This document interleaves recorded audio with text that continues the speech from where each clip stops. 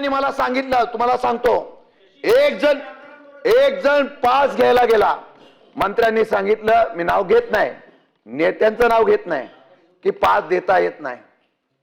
1 तासाने तोच कार्यकर्ता त्यांच्या समोर हजर राहिला आणि बोलला मी आलो. बोला अरे कसा आला तू? नाही बोला आलो. कसा आलो ते विचार नका, पण मी आलो. त्या कार्यकर्त्याच्या समोर सभापती महोदय काय राहिला असेल की मला मंत्र्यांनी पास नाही दिला, मला सभापतींनी पास नाही दिला, पण मी आलो ना. ही त्रुटी आहे, ही त्रुटी आहे. आणि ही त्रुटी ह्या गर्दीचं खरं म्हटलं तर प्रक्षोभ आहे. आता तुम्ही काल तो म्हणता प्रकार झाला, शंभूराजे इथं वाद होत होता, तुमचा झाला, अनिल परबांचा झाला, तेवढा पुरता मिटला. दादा इथं बसलेले, मी पक्षावर जात नाही, आमच्यातला सर तुमच्यातला सर, ही संस्कृती आहे.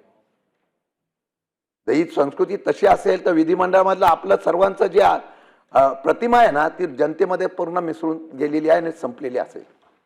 पक्षाच्या नेतृत्वाने तरी त्याला कुठेतरी आळा घालता पाहिजे. आता सभापती महोदय, जर आपण कुठे बाहेर जायचं म्हटलं तरी त्याला पोलिसांचा दाखला लागतो. या सभागृहामध्ये कोण येते माहित नाही, उद्या अतिरेकी आला तरी तुम्हाला खरं म्हणतं तर सहज प्रवेश मिळू शकतो, सहज प्रवेश मिळू शकतो. मोकोकातला जर कायद्यामधला एखादा आरोपी आत येतो, मारतो, मारहाण केल्यानंतर सभापती महोदय अजून परत गांभीर्याने सांगतो, सगळे सीसीटीव्ही फुटेज सर्वांना माहिती आहे, सगळ्यांनी रेकॉर्ड केलेला आहे, सगळ्यांनी पाहिलेलं आहे, कोण दोषी हे सुद्धा माहिती आहे, तरी सुद्धा काल फक्त एका व्यक्तीवर कारवाई झाली. या एका व्यक्तीवरच कारवाई झाली आणि ज्यांनी मार खाल्ला त्याच्यावर पण कारवाई झाली. आता काय होणार आहे?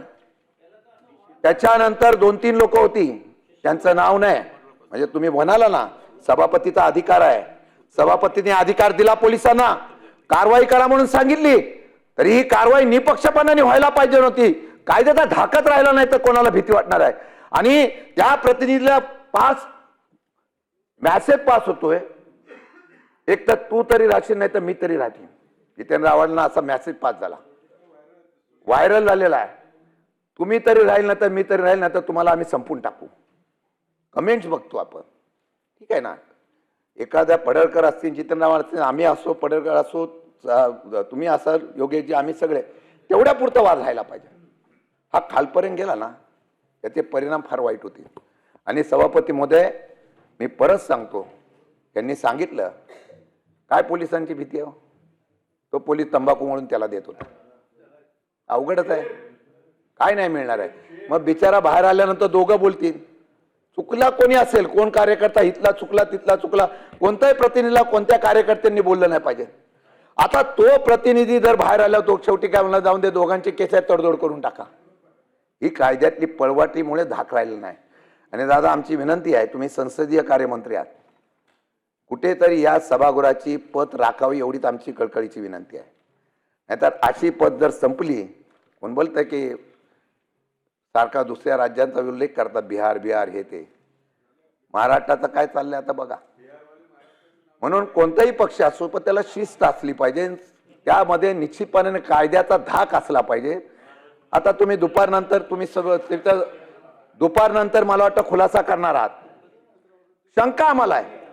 हा सांगतो ना, आता खुलासा तुम्ही करणार आहात, खुलासा काय होणार त्याचं पण आम्हाला माहिती आहे.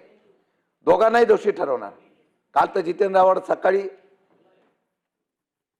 त्यांच्यावर केस गुन्हा दाखल झाला का, तर त्यांनी शासकीय कामकाजामध्ये अडथळा निर्माण केला म्हणून त्यांच्यावर गुन्हा दाखल केला.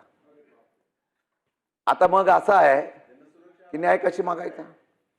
आमचं एवढंच म्हणणं आहे सभापती महोदय, महाराष्ट्राचा कायदा होणाऱ्या या सदनामध्ये कायदा सुव्यवस्था निर्माण झालेली आहे, लोकप्रतिनिधीला धोका निर्माण झालेला आहे. आज बोलायची म्हटलं तरी खोटं आहे.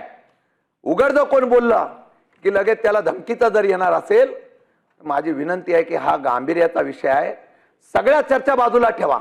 अंतिम आठवडा आहेच, पण कुठेतरी या चर्चेच्या माध्यमातून महाराष्ट्रातली शिस्त, संयम महाराष्ट्राची संस्कृती आणि पुरोगामी विचार दाखवण्याचा प्रयत्न करण्यासाठी आपल्याला सरकारला निर्देश करावा लागेल, म्हणून 289 स्वीकारावा एवढीच आमची तुम्हाला विनंती आहे.